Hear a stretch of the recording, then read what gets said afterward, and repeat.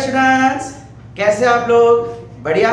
सो बच्चा लोग, इसके पहले वाले लेक्चर में हमने ये फॉर्मूला के बारे में डिस्कस किया था, है ना? और आज इसी फॉर्मूला को यूज करके हम लोग लेंस मेकर फॉर्मूला और लेंस फॉर्मूला पढ़ेंगे, देखेंगे कि दोनों क्या होता है। अब बच्चा, इसके बाद हमने कुछ छोटी छोटी वीडियो देखी थी जिसमें लेंसेज क्या होते हैं, किन टाइप्स के होते हैं, उनके इमेजेस बनाने के क्या रूल्स हैं और कैसे इमेजेस बनेंगी। आई होप आप लोग वो वीडियो देख के ही आज के लेक्चर में आए हैं। अब बच्चा लोग, हम थोड़ा सा डिस्कशन कर लेते हैं पहले टाइप्स ऑफ लेंसेज के बारे में, फिर इस डेरिवेशन पे आते हैं। देखिए, बेसिकली हमने वीडियो के अंदर दो ही टाइप्स देखे थे, टाइप्स ऑफ लेंस। हमने एक देखा था कॉन्वेक्स लेंस और दूसरा हमने देखा कॉनकेव लेंस। अब बेटा, इन दोनों लेंस के अंदर भी तीन अलग अलग टाइप के लेंस होते हैं। जैसे कि आपने कॉन्वेक्स के अंदर एक ये टाइप देखा होता, नहीं, कन्वर्जिंग डाइवर्जिंग टाइप नहीं है, वो तो लेंस का नेचर होता है, लेंस का नेचर होता है कन्वर्जिंग या डाइवर्जिंग। सो कॉन्वेक्स लेंस कैसा होता है? कन्वर्जिंग, यस और नो। एंड कॉनकेव लेंस कैसा होता है? डाइवर्जिंग। बेटा, डाइवर्जिंग का मतलब होता है कि आने हुई लाइट को बाहर की तरफ फेंकना। सो ये लेंस क्या करता है? आने वाली लाइट को बाहर फेंकता है और ये वाला लेंस आने वाली लाइट को अंदर इकट्ठा करता है। That is converge. कन्वर्ज करना मतलब एक जगह पे इकट्ठा करना। इंग्लिश मीनिंग होता है कन्वर्ज का, बहुत सारी चीजों को एक जगह पे इकट्ठा करना। Therefore it is called converging. अब बेटा, इसके अंदर और भी तीन टाइप के लेंस, एक जो आपने देखा, दूसरा अगर इसकी एक साइड को मैं प्लेन कर दूं, और तीसरा अगर मैं इसकी एक साइड को अंदर की तरफ बेंड कर दूं।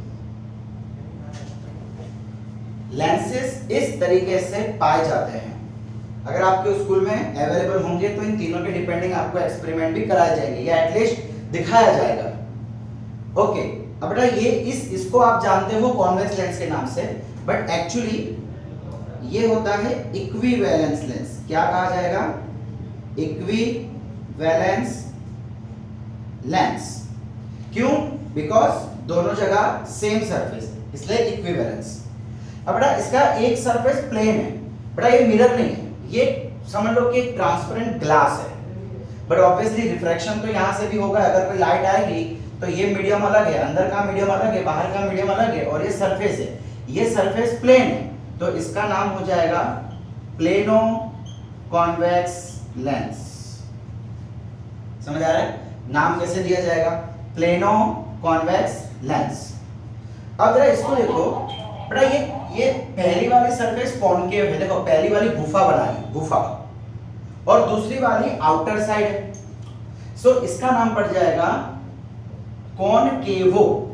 बड़ा गुफा, जो गुफा बनाता है उसको कॉनकेव कहते हैं। सो ये हो जाएगा कॉनकेवो, और ये वाली सरफेस कॉन्वेक्स, कॉनकेवो कॉन्वेक्स लेंस। समझ आ रहा है बेटा?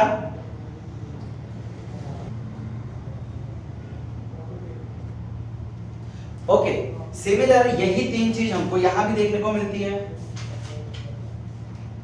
जैसे कि एक जिसके बारे में आप जानते होंगे, सो ये कौन सा लेंस हो जाएगा? सिंपल इक्विवेलेंस कॉनकेव लेंस, जिसको आप अभी तक कॉनकेव लेंस के नाम से जानते थे, उसका एक्चुअल नाम होता है इक्विवेलेंस कॉनकेव लेंस। दूसरा, अगर मान लो कि इसकी भी प्लेन सरफेस हो जाए,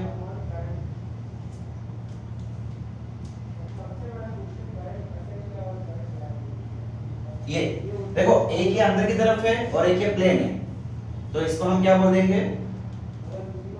प्लेनो कॉनकेव लेंस।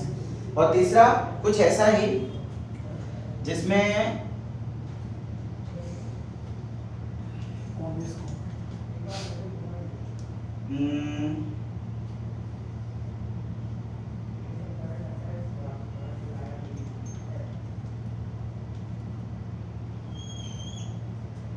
ये ये तो सेम हो गया ना, सॉरी नॉट दिस वन। एक आपकी कॉन्वेक्सो, पहले कॉन्वेक्स रहेगी इस टाइप से और फिर ये रहेगी। देखो ये वाली कौन सी लेंस हो गई, ये कॉन्वेक्सो और ये बाहर की, सो इसका नाम क्या पड़ जाएगा, एक मिनट सॉरी ये तो उस टाइप की ही हो जाएगी। एक हमको चाहिए आगे कॉन्वेक्स, कॉन्वेक्स में बाहर से होता है और ये ऐसे, हाँ बस ये बाहर कैसी हो गई कॉन्वेक्स और ये कैसी हो गई कॉनकेव, सो ये हो जाएगी कॉन्वेक्सो कॉनकेव लेंस। ठीक है, सिंपल नाम है, याद रखना है। कभी कभार आपको क्वेश्चन आते हैं तो उसमें बोला जाता है कि ये वाला लेंस है, इससे रिफ्रैक्शन हो रहा है, बस बाकी और कोई चीज अलग नहीं है, हमें खाली इसका नाम याद रखना है। क्लियर? चलिए अब देख लेते हैं हम लोग finally lens maker formula.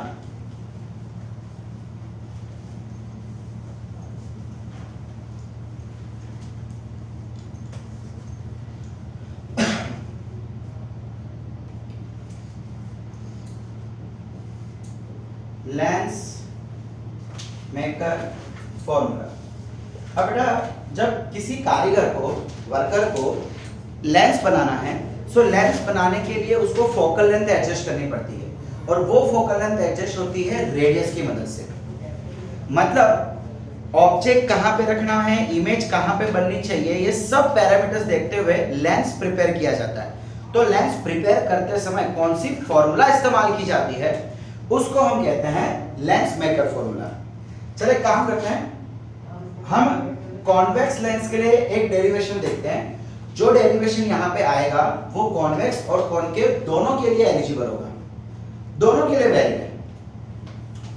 Okay, ये ले लिया हमने कॉन्वेक्स लेंस, ये इसका ऑप्टिकल सेंटर।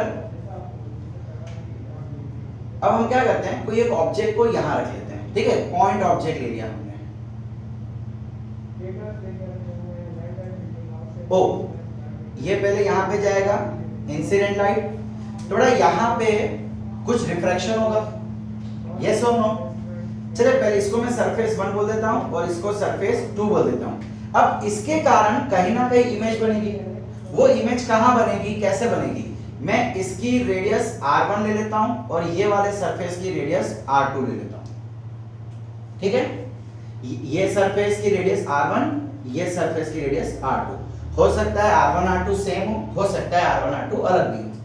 सो बच्चा लोग हमने लास्ट टाइम एक फॉर्मूला देखी थी, एट सरफेस 1 आउटर मीडियम के लिए हम यूज कर लेते हैं म्यू m और इसके लिए हम यूज कर लेते हैं mu l। So mu l क्या है, रिफ्रैक्टिव इंडेक्स ऑफ लेंस, और म्यू m क्या है, रिफ्रैक्टिव इंडेक्स ऑफ सराउंडिंग। मतलब यहां पे कंडीशन याद रखना, कंडीशन ये रहेगी कि इस लेंस के सराउंडिंग मीडियम सेम है, अलग अलग मीडियम नहीं है। यहाँ पे एयर है तो यहाँ भी एयर है, यहाँ वाटर है तो यहाँ भी वाटर है, सेम मीडियम रहेगा। ओके, एट सरफेस 1 बेटा हमने पिछले लेक्चर में एक फॉर्मूला डेराइव की थी। क्या फॉर्मूला थी वो, μ2 minus μ1 by r is equal to μ2 by v minus μ1 by u, यही थी। अब जरा ध्यान से मुझे देख के बताओ, सरफेस 1 के लिए μ2 क्या हो जाएगा। बेटा μ2 मतलब क्या था, जहां पे लाइट आ रही है वो μ2 और जहां से लाइट आ रही है वो μ1। सो लाइट कहां से आ रही है, यहां से आ रही है, सो μ1 एक्चुअली क्या बन जाएगा μm और μ2 क्या बन जाएगा μl। पूरा सही है, अपॉन r। अच्छा r कौन सा, इस सरफेस का r कितना है r1। हम अभी जो भी वैल्यूज पुट अप कर रहे हैं वो इस सरफेस के लिए करेंगे, only for this surface is equal to μ2, again μ2 क्या है μl अपॉन v। अब बेटा क्या ये फाइनल इमेज होगी, नहीं, ये फाइनल इमेज नहीं होगी, पता है ना, फाइनल इमेज तो इस सरफेस से कारण आएगी, इस सरफेस से कारण फाइनल इमेज नहीं है। मान लेते हैं कि चलो वो इमेज यहां कहीं बन रही है और इसको हम नाम दे देते हैं आई डैश। क्या नाम दे दिया?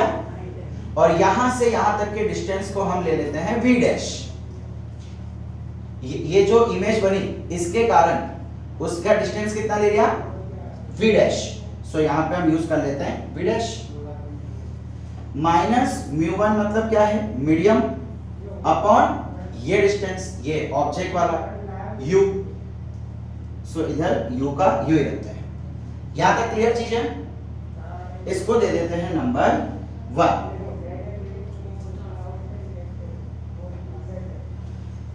सेम चीज सरफेस 2 के लिए भी लगाते हैं। सेम फॉर्मूला सरफेस 2 के लिए,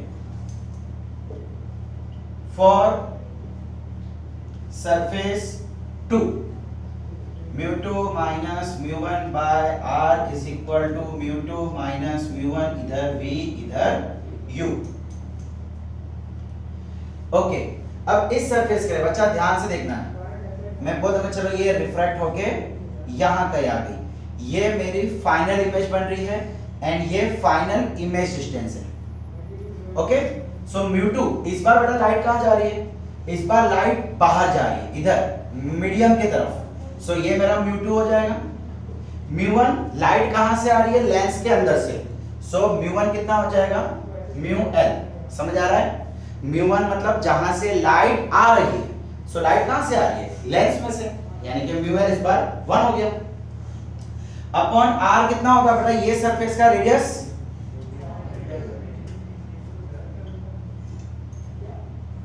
is equal to μ2 again μm by v। बेटा अब फाइनल इमेज इधर फाइनल इमेज नहीं थी, समझ आ रहा है? इसलिए यहाँ पे v डैश लिखा था, अब यहाँ पे v minus μl upon v dash. बच्चा लोग एक्चुअली ये जो अब इमेज बनी ना, यहां लिख लूं मैं, now I dash will behave as an या एज अ वर्चुअल ऑब्जेक्ट। बेटा हमको पता है कि जब दो सरफेस होती है तो पहले सरफेस से इमेज बनती है और वो इमेज सेकंड सरफेस के लिए वर्चुअल ऑब्जेक्ट हो जाती है। देखा हुआ है हमने बहुत सारी थियरीज में ये देखा है। सो ये जो इमेज है अब वो इसके लिए ऑब्जेक्ट बन जाएगा। थोड़ा इस यहां तक का डिस्टेंस कितना हो जाएगा? ये देखो एक्चुअली ये बहुत थीन लेंस है। हम कौन सा लेंस यूज कर रहे हैं बच्चा लोग? वेरी वेरी थीन लेंस। सो थीन लेंस एक्चुअली ऐसा कुछ होता है।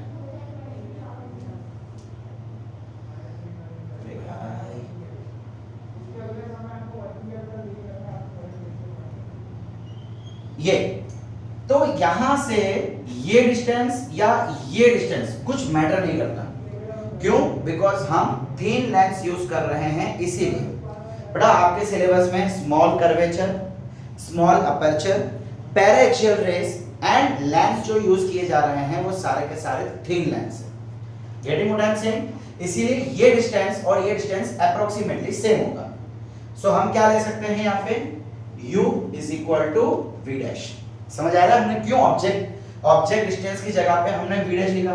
बिकॉज अब ये हमारा ऑब्जेक्ट है और इसका डिस्टेंस v डैश है। क्लियर? ओके, इसको दे देते हैं नंबर 2।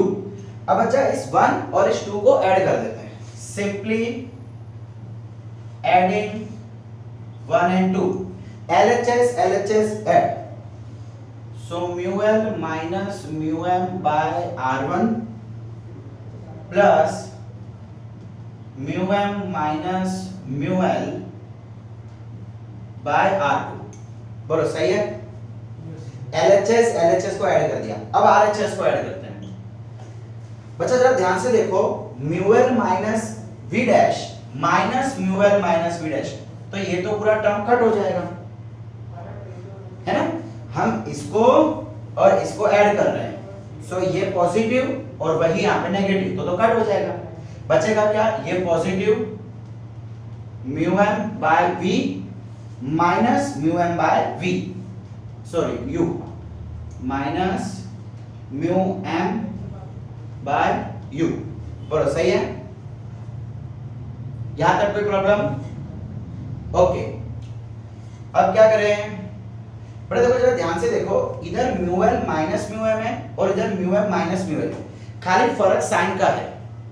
सो मैं क्या करता हूं, ये माइनस को बाहर लिख लेता हूं, मतलब अब मैं इसको कुछ ऐसे लिख रहा हूं,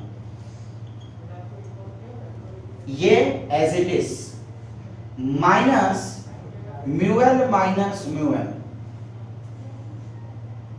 समझ आया मैंने क्या किया? एक्चुअली ये ब्रैकेट था, सो मैंने क्या किया, माइनस कॉमन ले लिया, माइनस कॉमन ले लिया, प्लस माइनस माइनस, तो ये minus mu L plus mu L हो गया और plus mu N minus mu M हो गया। यानी कि साइन चेंज कर दी बेटा, सिंपल, माइनस कॉमन लिया तो साइन चेंज होगी दोनों की, सिंपल। यहां पे एज इट इज कोई चेंज नहीं, ये म्यू एम कॉमन ले लेता हूं, यहां क्या बचा 1 by V minus 1 by U, mu M वहां से कॉमन ले लिया। अब देखो mu L minus mu M, mu L minus mu M ले लो, इसको भी common, mu L minus mu M common, क्या बचा 1 by r1 minus 1 by r2, यहां पे क्या बचा mu M 1 by v minus 1 by u। और यहां तक क्लियर? कॉमन निकालने के बाद अच्छा ये जो म्यू एम है ना, इसको हम इसके नीचे ले लेते हैं, ये मल्टीप्लाई में है, यहां आएगा तो डिवाइड हो जाएगा, मैं डायरेक्टली ले लेता हूं, म्यू एम डिवाइड में आ गया।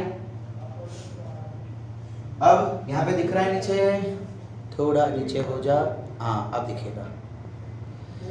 सो अब मैं क्या कर रहा हूं बेटा, इसको इसके नीचे और इसके नीचे बंटवारा कर रहा हूं, हम मैथ्स में करते हैं ना 1 बाय 4 माइनस 3 बाय 4 होता है, सो हम 1 माइनस 3 बाय 4 लिखते हैं। सो अब मैं क्या कर रहा हूं, डिनोमिनेटर को दोनों के नीचे अलग अलग लिख रहा हूं, सो ये mu L minus mu M minus mu M by mu M, बोलो सही है? सो ये क्या हो जाएगा, कट के 1, ये दोनों कट के हो जाएगा 1 by r1 minus 1 by r2 is equal to 1 by v minus 1 by u। एक आ गया ये फॉर्म, एक आ गया ये फॉर्म। अभी पिक्चर खत्म नहीं हुआ है, अभी थोड़ा बाकी है, मैं इसको मिटाऊं, आपके नोट्स में है ये ऑलरेडी ये सारी चीजें। देखो बच्चा लोग, अब मैं क्या कर रहा हूं, सपोज इफ कंडीशन ले रहे हैं, कंडीशन क्या है, इफ बेटा अगर मैं ऑब्जेक्ट डिस्टेंस को इंफिनिटी ले लूं, मतलब ये जो ऑब्जेक्ट है ना इसको बहुत दूर ले लूं इंफिनिटी पे, सो हमको पता है कि इमेज डिस्टेंस जो है वो फोकल लेंथ हो जाती है। अगर आप ऑब्जेक्ट को इंफिनिटी पे लेके जाओगे तो इमेज कहां बनती है, फोकस पे, सो इमेज डिस्टेंस कितनी हो जाएगी, फोकल लेंथ। ये दोनों वैल्यू को वहां पुट अप कर दो, mu L by mu M minus 1 into 1 by r1 minus 1 by r2 is equal to 1 by f minus 1 by infinity. बड़ा 1 बाय इंफिनिटी हम सबको पता है कि 0 होता है, तो क्या बचा 1 by f is equal to mu L by mu M minus 1 into 1 by r1 minus 1 by r2। इस फॉर्मूला को हम कहते हैं लेंस मेकर फॉर्मूला। और इतना ही नहीं, जरा ध्यान से सुनो, मैं इसको दे देता हूं नंबर 3 और इसको दे देता हूं नंबर 4। सो 3 और 4 से बेटा जरा ध्यान से देखो, 3 नंबर का ये LHS, 4th नंबर का ये RHS, दोनों सेम हैं। तो क्या मैं ऐसा कह सकता हूं कि from 3 and 4 1 by f is equal to 1 by v minus 1 by u। ये आ गया आपका लेंस फॉर्मूला। क्या आ गया, लेंस फॉर्मूला। दोनों ही फॉर्मूला बहुत जरूरी है। देखो अगर आपको क्वेश्चन में रिफ्रैक्टिव इंडेक्स के बारे में कुछ जानकारी दी गई है तो आपको लेंस मेकर फॉर्मूला लगाना पड़ेगा।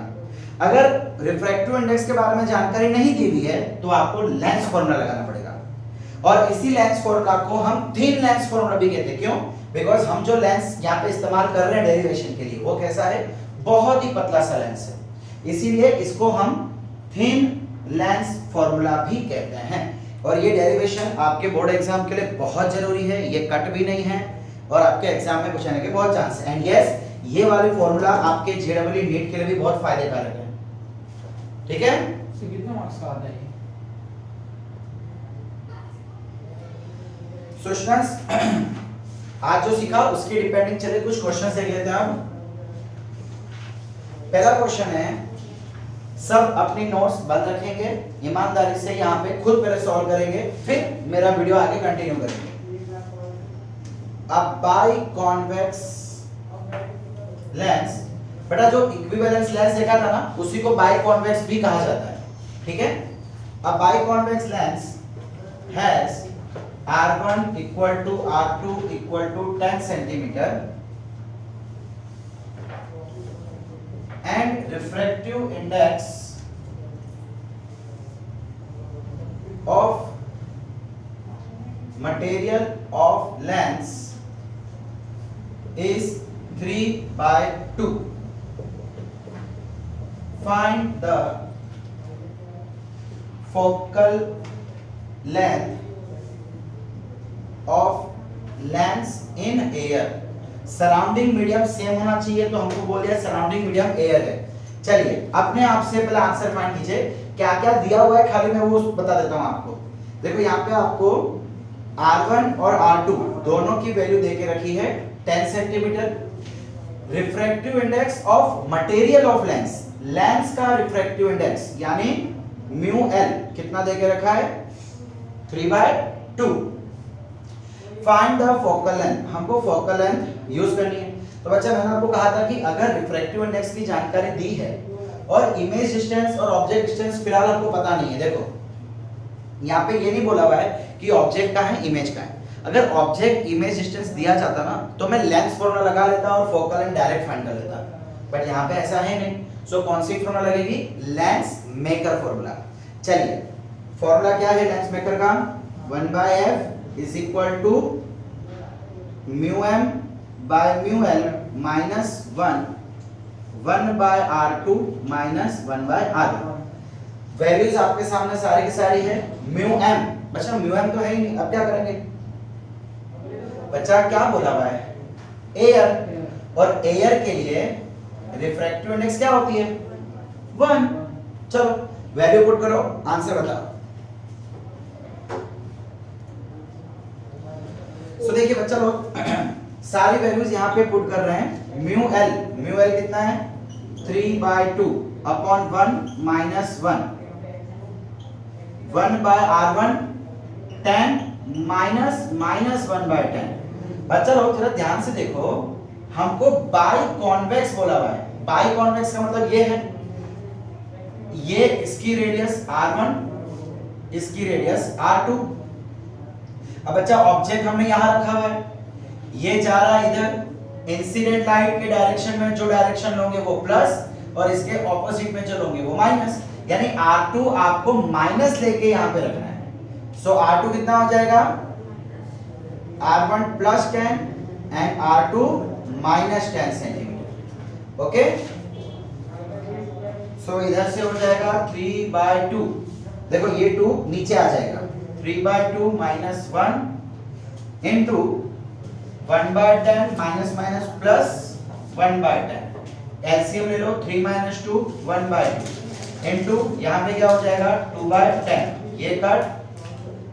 सो 1/f is equal to 1/10। Reciprocal ले लो, रेसिप्रोकल के समय साइन नहीं बदलती है। बहुत सारे बच्चे क्या करते हैं, रेसिप्रोकल के समय साइन बदल देते हैं, नहीं ऐसा नहीं होता। सो आंसर आ गया प्लस 10 सेंटीमीटर। ओके ओके, अब बच्चा अगला क्वेश्चन हमको दिया हुआ है प्लेनो कॉन्वेक्स का। प्लेनो कॉन्वेक्स हमको ये मीडियम एयर देके रखा है, इसका रेडियस हमको 20 सेंटीमीटर देके रखा है और आपको बोला हुआ है refractive index of lens is equal to 1.5, find f। अब देखिए यहाँ पे ऑब्जेक्ट कितना दूर है, इमेज कितना दूर है पता नहीं, खाली इतना बोला है, ये एरो करके दिया हुआ है, यानी कि इंसिडेंट लाइट इधर आ रही है, तो लेंस फॉर्मूला तो यहाँ पे पॉसिबल नहीं है, बचा क्या, लेंस मेकर फॉर्मूला। और एक प्रॉब्लम और है यार, यहाँ पे तो खाली एक ही R1 ही दिया है, R2 तो दिया ही नहीं है। बच्चा किसी भी प्लेन सरफेस का रेडियस कितना होता है, इंफिनिटी। बच्चा प्लेन सरफेस अगर आपको याद हो, हमने प्लेन मिरर के बारे में देखा था, प्लेन मिरर का फोकल लेंथ इंफिनिटी ले लेते हैं हम लोग। बेटा प्लेन मिरर का कोई फोकल लेंथ एक्चुअली होता ही नहीं है, तो उसको हम इंफिनिटी ले लेते हैं। जितना भी दूर जाए इमेज बनेगी बनेगी, मिरर से ऑब्जेक्ट जितना भी दूर हो इमेज बनती है, इसलिए हम बोलते हैं कि उसकी फोकल लेंथ इंफिनिटी है। अगर फोकल लेंथ इंफिनिटी है तो बच्चा रेडियस भी इंफिनिटी होगा, इसीलिए प्लेन सरफेस की रेडियस हमेशा इंफिनिटी होगी। सो अगर मैं यहाँ पे R1 की बात करूं, R1 ये रेडियस इस तरफ होगा तो प्लस 20 सेंटीमीटर, R2 इंफिनिटी, अब प्लस लो माइनस लो कोई फर्क नहीं पड़ता। Refractive index of lens mu L कितना है 1.5 एंड एफ हमको ढूंढना है। अच्छा मीडियम एयर है, सो फिर से 1 हो जाएगा। आई थिंक अब आप वैल्यू ढूंढ सकते हैं, यस और नो? चलो मेरे साथ साथ वैल्यू आप भी ढूंढो, hurry up. So 1 by f is equal to mu l by mu m minus 1 by r1 minus 1 by r2, 1.5 minus 1 minus 1 by r1, 20 minus 1 by infinity।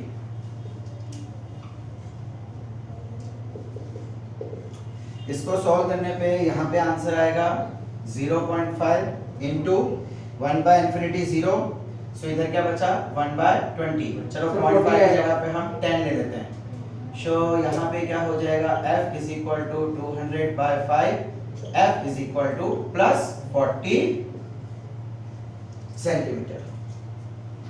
Clear? Okay अच्छा next question में मैं सिर्फ थोड़ी बहुत जानकारी देके हो सकता है आपको करने दे दूं, नहीं ये थोड़ा अलग टाइप का है, चले कोई बात नहीं। कॉन्वेक्सो कॉनकेव डाइवर्जिंग लेंस, कौन सा लेंस देके रखा है, कॉन्वेक्सो कॉनकेव। कॉन्वेक्स, अच्छा कॉन्वेक्स कैसा होता है इस टाइप का, एंड कॉनकेव कैसा होता है ये हो गया कॉन्वेक्सो कॉनकेव। अब हमको ये डाइवर्जिंग लेंस बोला हुआ है। अब बच्चा एक्चुअली इस केस में ना जरा ध्यान से सुनना, जो रिजल्टेंट इफेक्ट होती है वो पीछे वाले सरफेस की होती है। कौन से सरफेस की? पीछे वाला। पीछे वाला क्या है? Concave lens. कॉनकेव लेंस कैसा होता है? डाइवर्जिंग, इसीलिए हमको ये डाइवर्जिंग दिया हुआ है। याद रखना अगर आपको अलग अलग सरफेस से बना हुआ लेंस आता है तो उसकी ओवरऑल इफेक्ट पीछे वाले सरफेस जैसी होती है। कौन से? पीछे वाले surface. Has refractive index of 1.5 and focal length 24 centimeter when kept in air if radius of one surface is doubled the other, find radii of surfaces। देखो बच्चा लोग इस बार हमको थोड़ा अलग लॉजिक लगाना है। इस बार है ना हमको फोकल लेंथ देके रखी है। अच्छा फोकल लेंथ कौन सी लेंगे? देखो इसकी भी फोकल लेंथ होगी, इसकी भी फोकल लेंथ होगी। आपने अगर वीडियो देखा हो लेंस वाले का तो आपको पता होगा कि इसमें दो फोकल लेंथ होती है, एक लेफ्ट साइड एक राइट साइड। हम कौन सी फोकल लेंथ चेक करेंगे? जहां पे इमेज बनेगी वो, आई रिपीट, जहां इमेज बनती है वो वाली फोकल लेंथ हम लेंगे। सो अगर मैं ऑब्जेक्ट यहां रख रहा हूं तो उसकी इमेज यहां कहीं बनेगी, मतलब ये वाली फोकल लेंथ देंगे। तो बच्चा ये फोकल लेंथ इंसिडेंट लाइट के डायरेक्शन में है, मतलब फोकल लेंथ हो जाएगा +24 सेंटीमीटर। अच्छा सबसे खास बात क्या है बोली हुई है यहाँ पे, इफ केप्ट इन एयर, तो सराउंडिंग मीडियम एयर का हो गया μm 1 हो गया, एंड इसका रिफ्रैक्टिव इंडेक्स हमको दे रखा है 1.5। If the radius is doubled, बेटा चलो इसके रेडियस को हम r ले लेते हैं, तो इसका रेडियस हो जाएगा 2r। Radius of one surface is double the other, किसी एक का दूसरे से डबल ले लिया, सो r1 कितना हो जाएगा, देखो r1 मतलब ये राइट साइड, तो +r, एंड r2 कितना हो जाएगा 2r होगा, लेकिन माइनस, क्यों बेटा, अच्छा माइनस होगा कि प्लस होगा सोच के बताना। देखो बच्चा इस बार ये सरफेस है, इस सरफेस का रेडियस मेरे ख्याल से इधर ही होगा, तो ये भी तो राइट साइड ही आएगा, सो एक्चुअली ये भी पॉजिटिव होगा। समझ आ रहा है? हमको क्या ढूंढने को बोला है, सॉरी क्या ढूंढने को बोला है, r1 r2। चलो फॉर्मूला लगाओ और वैल्यू फाइंड करो। यहाँ पे भी ऑब्जेक्ट डिस्टेंस इमेज डिस्टेंस नहीं देख कर रखा है।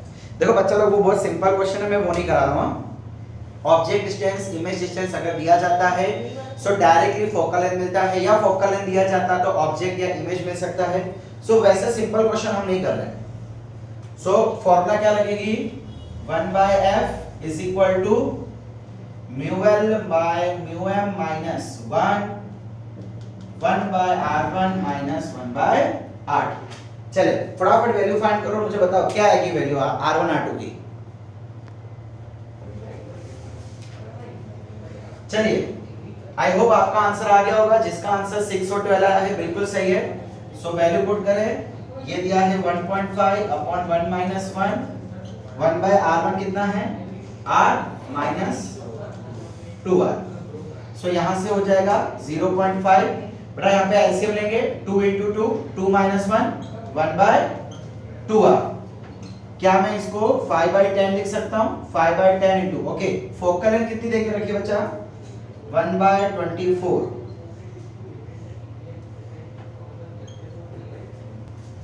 बेटा मैं क्या कर रहा हूं, दोनों जगह रेसिप्रोकल कर लेता हूं। सो ये 24 is equal to 2r into 10/5, ये गया 2, यहां से कितना आ गया 24 is equal to 4r, and यहां से आंसर बन जाएगा 4r is equal to 6 centimetre.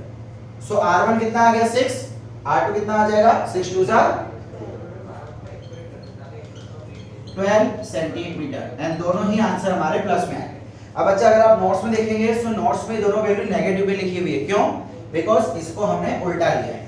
इसको घुमा दोगे सो दोनों रेडियस इस तरफ, दोनों रेडियस माइनस में आएगी, सो ये वैल्यू माइनस हो जाएगी, ये माइनस हो जाएगी, ये माइनस हो जाएगी। समझ आ रहा है? इसीलिए ओवरऑल आंसर हमारा माइनस में आएगा। हमारा ये आंसर भी राइट है according to this configuration. Clear? आपको अगर एग्जाम में आएगा तो मेनली वैल्यू ही बताने देगी और कुछ नहीं। सो बच्चा लोग आज का हम लेक्चर यहीं तक रखते हैं। हमने आज लेंस मेकर फॉर्मूला और लेंस फॉर्मूला पे वर्कआउट किया, उसके रिलेटेड न्यूमेरिकल्स देखे।